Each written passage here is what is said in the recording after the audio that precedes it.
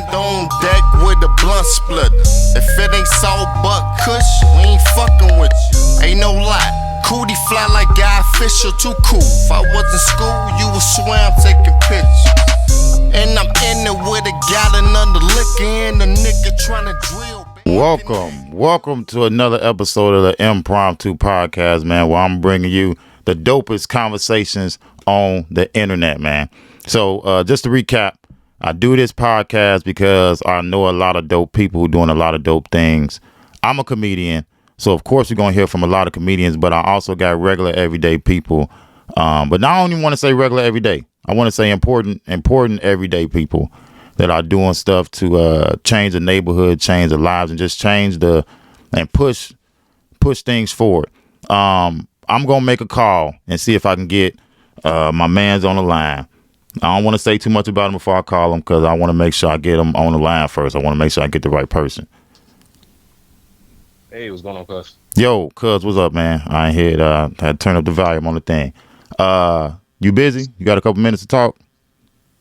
No, I'm good. I just dropped the kid off at school. What's going on? Everything good? Yeah. Everything good. I'm actually starting a podcast. This is one of the earlier episodes, so not too many people know about it. Where it's impromptu, and I'm calling some of my favorite people. I'm calling people that I know is pushing the needle, people making a change. Of course, everybody know I'm a comedian, but I want to also get conversations with people that I feel are important. People that help me at some point along the way, and I know that they doing good stuff out here to help other people.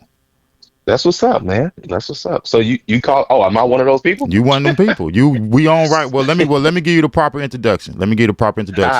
So, the person I got on the line right here, he's actually my first cousin that I learned because people get the cousins mixed up. This is my first cousin once removed.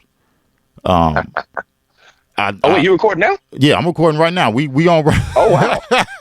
Okay. All right. We recording right now.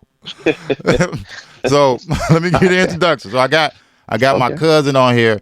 He man, the whole family proud of him. He is doing a lot of stuff. I think when he first got out of school, he started off selling cars, and that transitioned to building credit. That transition to selling homes. He's the founder, maybe co-founder with his wife of Park Place Realty. He also is the founder of Credit. Help me, is it Credit 750? Yeah. 850 Club Credit. 850 Club Credit. I don't want to downplay 850 Club Credit. And then even now, as in recent years, he is a YouTube content creator, developer on everything. I don't want to mess it up, but I just want everybody to give me some noise. Round of applause for my cousin Calvin Russell Jr. Come on, y'all. Show him some love. How you doing, cuz? Oh man, appreciate it, cuz. Appreciate it. Doing pretty good, man. How about you? I'm good, man. I'm good. Man, so we talk a lot. You know, we talk, and whenever we talk, we be on the phone for hours. Because the conversation just keep on going. The reason I got you on here is because you do a lot for people. You actually got me in my home. You actually helped me get my home. You helped us build our credit to get our home. And it was a fast process. It didn't take long. From the time we started, we got approved and everything like that. So tell everybody a little bit about what made you transition from, the transition that I spoke about. You was a car salesman, and then you went to credit. So what developed that transition to where you are now? First off, thanks for, I guess, calling me, and of course, having me on the podcast and such. Mm-hmm. Man. So it's crazy. I was just telling the story the other day too. So I worked at Nissan. I worked at a dealership, and pretty much I was there for 6 years. Loved it, and had a great time. One of the best jobs I ever had, and learned a lot. I learned that a lot of people did not qualify for I almost say home ownership. People didn't qualify to buy a car, and about 70% of people that go into a dealership don't qualify for a car.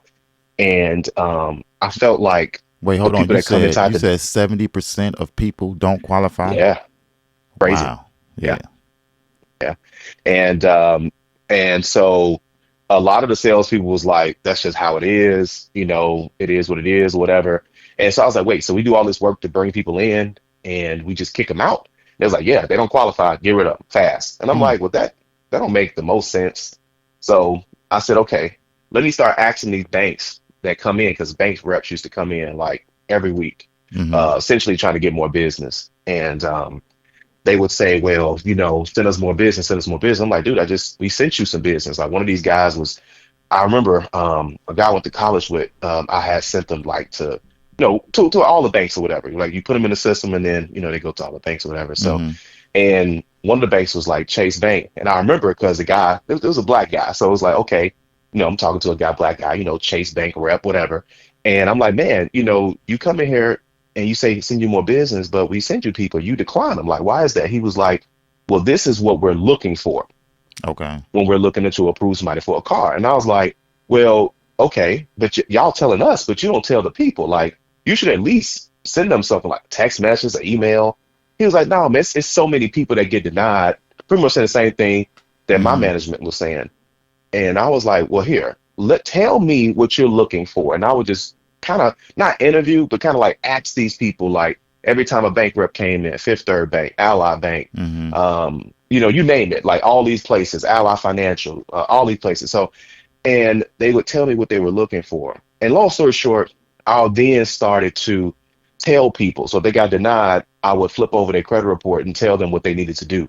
Okay. And some people followed it, like listened to me. And then some people, they just really needed a car. So they was like, listen, I hear what you're saying, but I'm just about to leave y'all and go somewhere else. Right. But some people did listen. They came back like a month later, 2 months later, and they was like, hey, I actually took your advice and I'm ready to buy a car now. I was like, oh, okay, bet. And so I went from selling like maybe 2 to 8 cars a month Mm-hmm. to like 20 cars a month. Mm-hmm. And so that was an eye opener for me. I was like, okay, let me start telling like my friends and family, Facebook, stuff like that. Right. I started putting the videos on at the time, Facebook will only have the videos for so long. So something new had came out called Periscope. I remember And Periscope. yeah, you remember Periscope? Yeah, I remember. Yeah, Periscope was hot for about a good hot 6 months or something like that. Bro, when they messed up, this is a sidebar. They should have let Facebook buy them. Facebook tried to buy them, but they let Twitter did. buy them. Right. Yeah. Yeah. So same thing with Vine. Yeah, see what happened with that. So Mm-hmm. but anyway, so I put on Periscope, but the problem with Periscope was it only stayed on there for like a day or so. So people kept missing the Periscope. So I said, okay, where can I put information that I guess wouldn't expire? Mm-hmm. I guess in so many words. So I was like, well, duh, no, YouTube. So Right. I made a video, put it up there. It was how to qualify for a car if your credit score is 650 or less. Mm. And then wasn't too much thinking about it, like what it was going to turn into. And then I just kept like just putting random videos up there about stuff I just learned at the dealership, like how to Right. buy a car and this, how to lower your car payment, how to refinance your car, like stuff that I think that people didn't really talk about that people need to know about. Okay. So, and that started the YouTube channel, 850 Club Credit. And not, I know this story is already longer than what it should be, but No, it's that cool. was okay. Cool. All right. How much time we got? Or how long No, you want this to be? it's just a casual conversation, man. It's just, Okay. All All right, bet. All right, cool. All right, well, yeah. In that case, long story short, yeah, that was when we first started the channel, and now it's got Mhm. 130,000 subscribers. Okay. And that's just the YouTube channel. Then that kicked off 130,000. Yeah, man, it took some time. It took some time. And then, but now I figured out how YouTube kind of works. Mm-hmm. And so now I'm a YouTube coach as well, because that's pretty much like on autopilot in a sense. Right. And then that created another problem, which is a good problem. And that problem was now we're helping people improve their credit scores, learn about credit the right way. It's a lot of people that's in the industry, but they tell people like bad things. Like Right. they tell them fraud. Like we don't do that. Right. You know, right. so, right. You're doing it right. And that's one thing I can say when we did it. I actually Yeah. came to you with a couple of shortcuts. You was like, nah, cuz we not doing. Yeah. I was like, no, Yeah, 'cause but you know what? Buddy said we could just do this. He was like, no, cuz we're not gonna do it like that. We're gonna do it the No. right way. That way it Gotta do it stay the right right, way, man. So Yeah, because when you do it so I'm sorry, you was about to ask a yeah, question? because you kind of moved fast. You went straight, so you skipped over Okay. Park Place Realty Oh yeah, okay. Okay. because you That went was from actually what I was about to go into that. okay, because you went from I Yeah. know you went from the car salesman to credit, Yep. then you Yep. start selling homes, and then Yep. you opened up your own now, and because Park Place is yours. That's your like you have people under you that sell houses for you, right? Correct. Yeah. So Mm-hmm. my wife and I we own a brokerage A and we brokerage. have a team of yeah, I'm and we sorry, have a I'm a team of comedian. agents. I don't know. You good? I don't know the No. terms. I mean you said it right. You know, it Okay. doesn't matter. Yeah. So but yeah, so it's a brokerage firm. So long story short, that was a good problem that we created. Mm-hmm. People essentially was improving their credit scores and they was like, all right, I got the car. That's easy. Thanks for doing that. But like my next goal is because we're focused on people's goal. Like, okay, what do Mm-hmm. you want to do next? And then so the people started qualifying for homes, and it was like, hey, listen, do you know somebody that can help me buy a home? We would send them to people like that we knew or Okay. had, there was agents or whatever. And then I quickly learned how lazy real estate agents are. Mm-hmm. So not everybody, but too many of them. And I was like, okay, they don't want to work. So it's like, all right, let me go ahead and get my license then. Right. Okay. And instantly became a top producer. I had people waiting for me to get my license, at least 8 to 10 people waiting for me to get my license. So, Wow. and because we put them in position, so we were Just be right, and creating, you knew, and they knew they had a good rapport with you already from yeah, past. Yeah. yeah. So do you So have people that bought cars from you and a house from you? yeah, crazy. So Mm-hmm. a lot of people that I worked at the dealership with, they invited me to like, birthdays, weddings, bar mitzvahs. Mm-hmm. Me and my wife went salsa dancing with one of my clients just because the relationship was so good. Mm-hmm. And you just kind of, stick with people. And you know how Facebook is. People be Right. like, hey, let me add you on Facebook, or hey, this is my car guy, whatever. Mm-hmm. So, and then when I left the dealership, I still stayed in contact with people, or they at least saw me on Facebook. And it was like, man, since you're not at the dealership, man, I need a house, and Mm-hmm.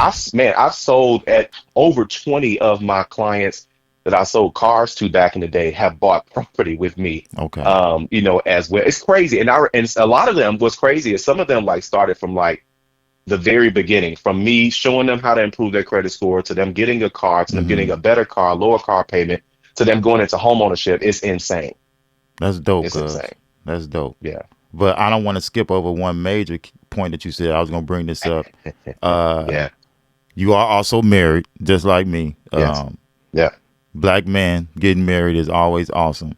But Yeah. you said because I said at the beginning, I said founder, then I said might be co-founder with his wife, and you Yeah. confirmed that. How is that working with your wife? Yeah. What's the benefits? What's the unbenefits? I don't know, the disbenefits. I don't know, whatever word. Yeah. The pros and cons. The Well, pros and not pros and cons cons, but of like, yeah. working with your wife. But I know it's Yeah. amazing most of the time. But I know some days to be like, man, I just woke up next to you and I got to ride in the car with Yeah. you. Yeah. So at the beginning, well, you know what? I would have to say first things first is that people have to look at themselves Mm-hmm. in any scenario. If you like something, don't like something, you got to start with yourself because that's the only thing you can change like instantly. Right. It's not overnight, but that's something you can control, So that said, when it first started off, it was like, hey, she was like, hey, listen, I want to support, what you're doing. I can, she just pretty much just jumped right in and just Mm-hmm. started putting structure behind my madness. Okay. And long story short, she pretty much like tripled the value of the company. The Mm-hmm. revenue jumped, the team tripled, like everything was just crazy. So because that was me at the time, I didn't realize what our strengths were. Mm-hmm. And it took a while for me to just let my ego go. And it had nothing to do with her necessarily. It was more so It's just being a man. um I think being a It's man, just being a prideful. man. It's just being a man. Yeah. You want There's things you there's want no to come up with shame in the that. idea. Right. Right. Yeah. You know, and I think that's what holds back a lot of I won't say relationships, but sometimes doing business together. Mm-hmm. Or, I mean, every day ain't perfect, but I mean, that has nothing to do with because you guys are together. Every day ain't perfect, when you have coworkers, Right. or like that's just people. It's just human interaction, Mm-hmm. So, but somebody recommended a book. We had hired a coach for some business related stuff, and we was like, hey, this is one of the like things we want to work on, and they had recommended a book, and it's called Rocket Fuel. Okay. And one of the best books I recommend for people, especially if they're building business with either their spouse or just a partner in general, or just really lets you know who you are. And just long story short, the book was talking about there's an integrator and there's a visionary. Mm-hmm. And the integrator is the person who says, okay, let's make a strategy. Let's write out the flow, the processes, the SOP, stuff that I didn't know, I wasn't savvy with. Mm-hmm. And then you have the visionary, the person who has the vision for the company. Where are we going? And so it's more so the visionary is like, okay, where are we going? Integrators like, this is how we're going to get there. Mm-hmm. Okay. And so you need both of those. And once we realized our roles, then that's when everything got back into order. Because, being a big man, let me tell you something. Nobody teaches you how to run a business. Mm-hmm. So you have to learn on your own. So if you're learning on your own, it's kind of like you're really just getting stuff done because it needs to be done. Right. And it's your business. So it's like, let me just knock it out. So it's like, hey, she does this, I do this. But in reality, we were working outside of our strengths. And that created like more frustration, and it had nothing to do with us being in a relationship. That's just not working right, in your just strength. right. Man, those are great tips.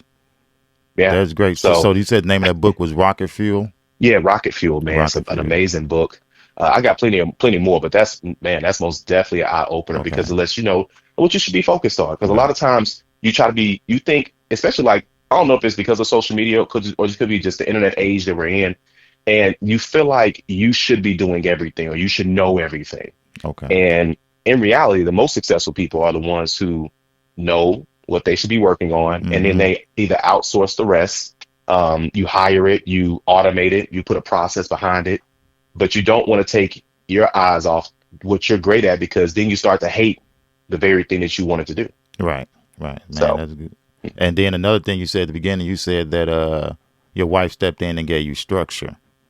In the business. Time. Yeah. So that's ain't that what they do? Ain't that one of the best parts about having a wife? They give you that structure that you need.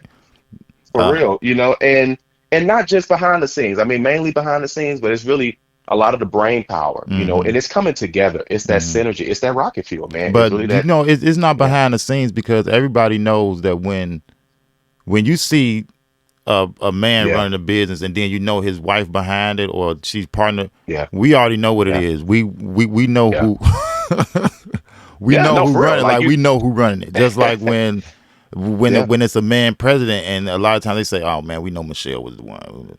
Right, bro. Major role, mm-hmm. and because a lot of times, and even because I know there may be some people watching this or listening to it where they're like, man, I don't like that. I don't know. They may feel like, well, I'm not that involved. Or what more can I do? Right. A lot of times it's just keeping things in order, whether it's, finances or the house or, taking care of stuff on the back end, or it is working with the team, working with the employees, working with, contractors or whatever that turns into, and it's making sure that you can focus on, again, the vision, of the company and saying, okay, I need you to keep thinking. I need you to keep, promoting and talking to people. Like people's my thing. Like when I talk to people, that's my thing.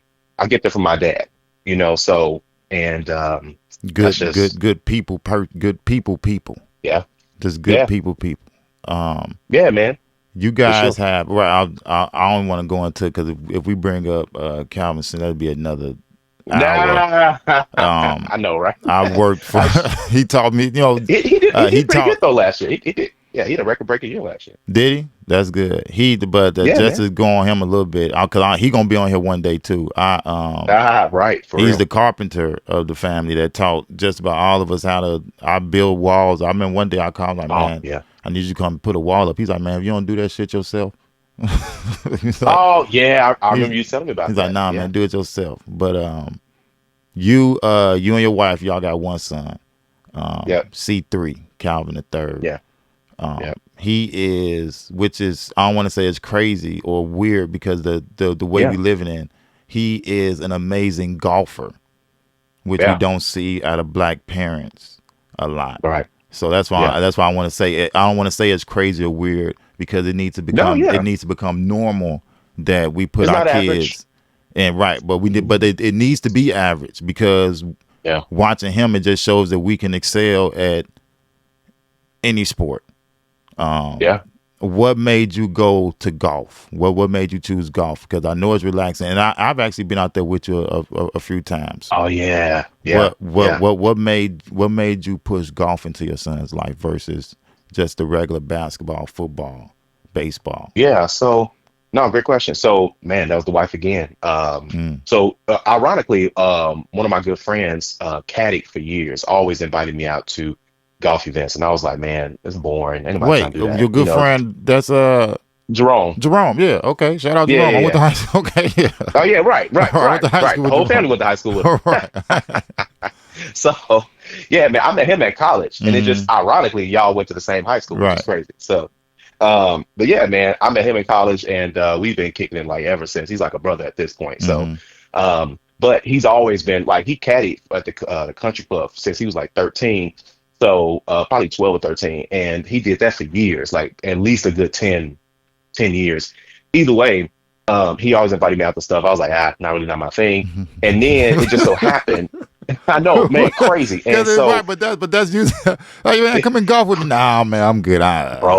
Insane how you make crazy excuses. Like, be like, nah, I gotta clean the toilet, man. Yeah, you know the thing. Well, for one, I never thought about playing like on the course like that.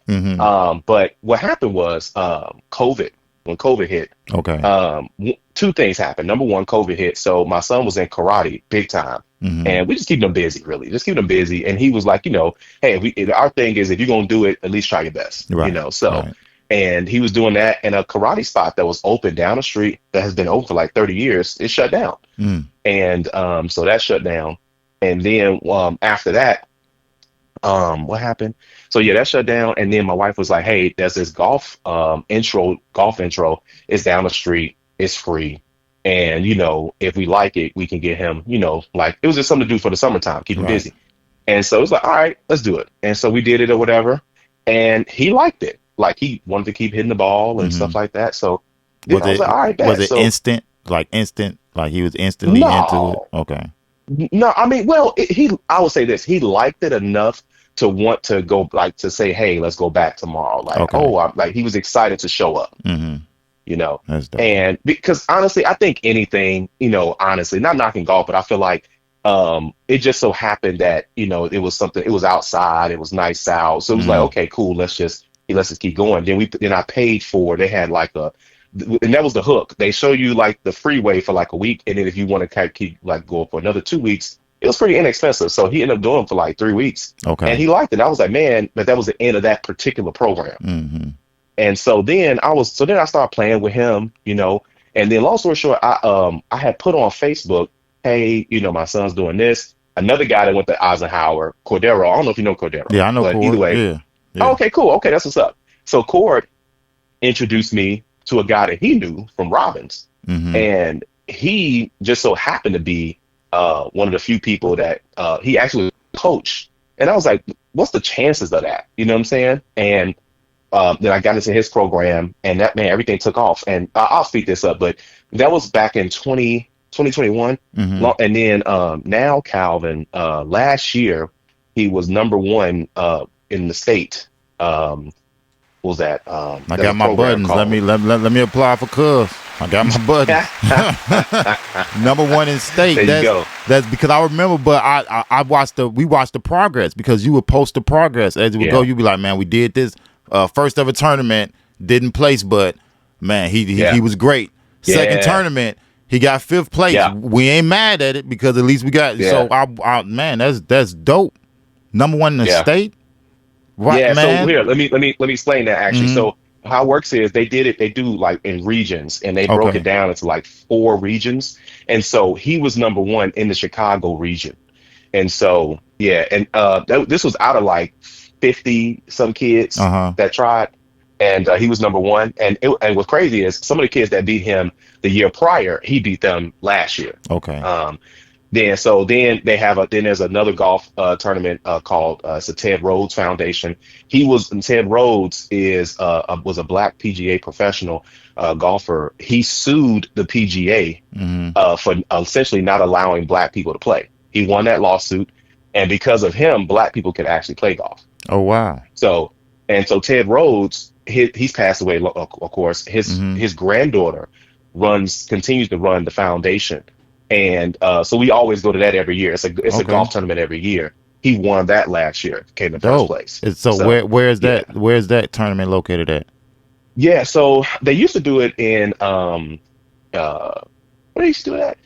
I forgot what city in Indiana, but it's real close. It's like it's not Gary, but it's like Hammond. They would do it at Hammond. Okay. But last year it was in Chicago. So last year was in South Shore. It was like a little small course because he's 10, so he was 9 then. So, but yeah, man, and so he was able to get first place, and so now he's solid, and that's the thing, and it kind of goes back to what you was talking about, why black families don't necessarily have their kids in golf.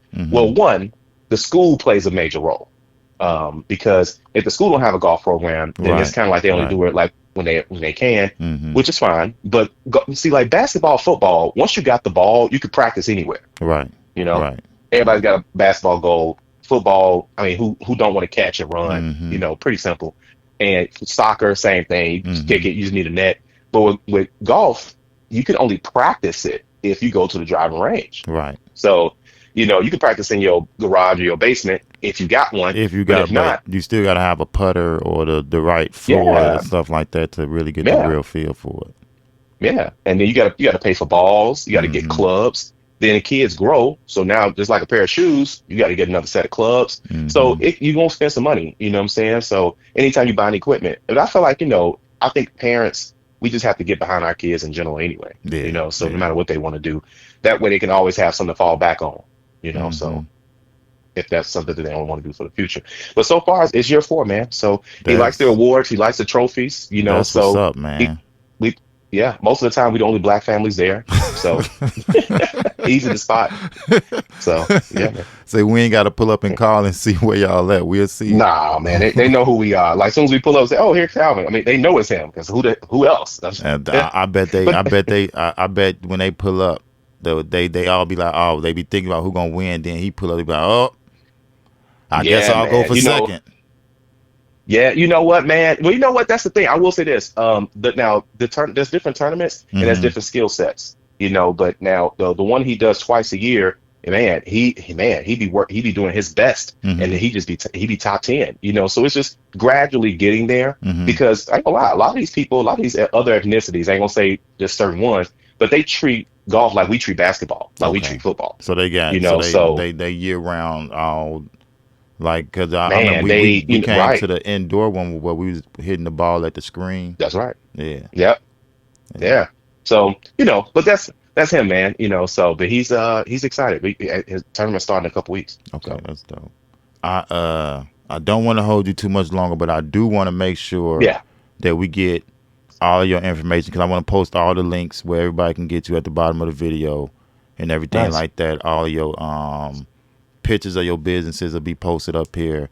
So if they want to follow you on YouTube, they will follow. What's your YouTube page? Is Calvin Russell Jr.?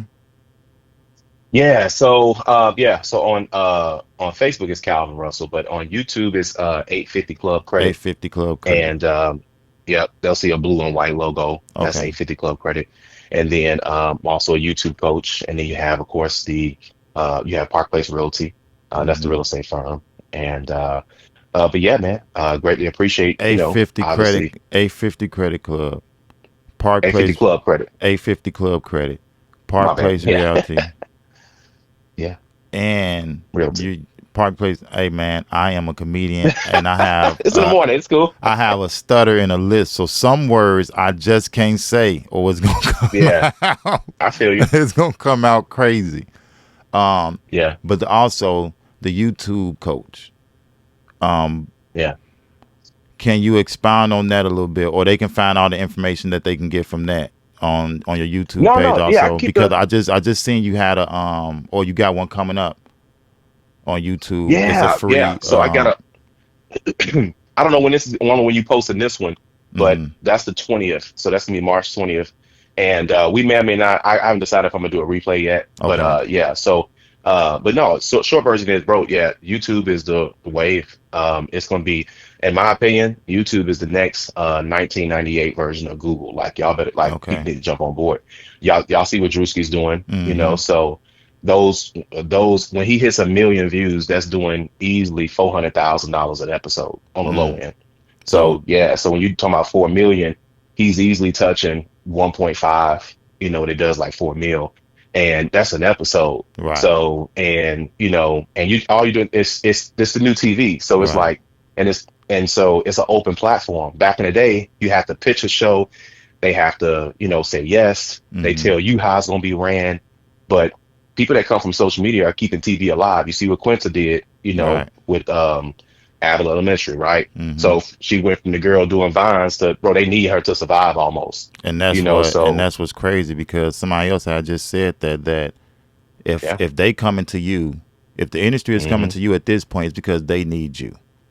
Absolutely, 1,000%. It's because 1,000%, they need you. and because now we're in a space where like back in the day, there was more loyalty, not loyalty, but there was more of a the celebrity was who everybody wanted to be, the brand. Like that's what they wanted to. You get Samuel L. Jackson on Capital One. You get like you get faces with the brands now. But see, that was the thing. The celebrities was like, oh, I don't have to talk to you. I don't want to do this. I don't have to connect with you. Versus social media people, they want to connect with you. You see Kai, you see Drewski, you see, that's the way things are now. And these brands need the content creators in order to stay relevant. Right. So that's how that's what that is. And so especially when it's a free platform, again, YouTube, nobody goes to YouTube to see what YouTube posted. They go to YouTube to see whatever they want to see. Right. It's by choice. Right. It's selective television.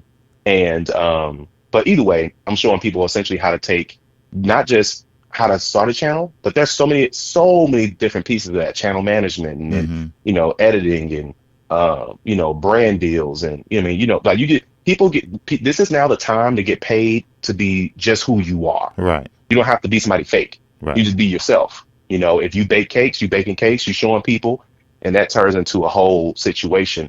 And people like watching stuff, man. People like watching stuff. So regardless of what people think or feel, people gonna find something to watch, especially when Netflix comes out with a movie and it's trash. Right. And the reviews hit. Bro, the review, and people be like, man, this is horrible. How you had Halle Berry and somebody, Mark Wahlberg, somebody, and it's like they put these big names in there, but it ends up being trash. So people tired of trash content. They want good stuff. They want to see Pop the Balloon. They want to see stuff that is different. And that's crazy.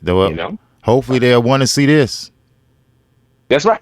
Hopefully they want to see this right we're here. firing somebody up in here. But man, thank you, cuz. Thank you so much. Yeah. Thank you for sharing the information. This is a good conversation. I loved it. Yeah, man. I loved it. Absolutely. I'm gonna edit this up. I'm gonna try to drop this before the 20th. And okay. Man, and try to get some more people to tune in to you on YouTube, because I already know it's gonna be packed, because it's a shortened, because you only doing a limited amount of people, right? Yeah, but that's what I was gonna say too. So if you're gonna have this up before the end, they can go to YouTubebag.com. That's YouTubebag. Yeah, YouTubebag.com. And they can get registered. It's a free masterclass. However, the platform that we're going to be using can only hold so many people. Right. And so, so as soon as y'all hear this, y'all better get registered. It's free. Okay. Got you, cuz, man. Once again, man, appreciate you again, man. Okay. No problem. Thanks, cuz. I appreciate it, man. All right, man. I'll talk to you soon. Talk to you soon. All right. Cuz. Yes. So, there y'all have it, man. Another episode of Empromptu Podcast. Hope y'all got some information. Hope y'all enjoyed it. Like I say, it's just me. If you see me looking down, it's because I'm looking at my notes on my phone, because I don't have nobody else in here with me. But I am going to hit y'all with a little bit of the outro music this time, because we are good and ready to go, man. Thank y'all so much. Empromptu Podcast. See y'all next time.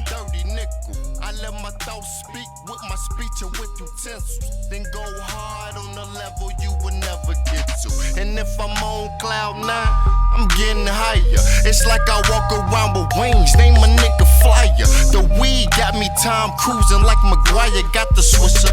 The loud, all I need is a lighter.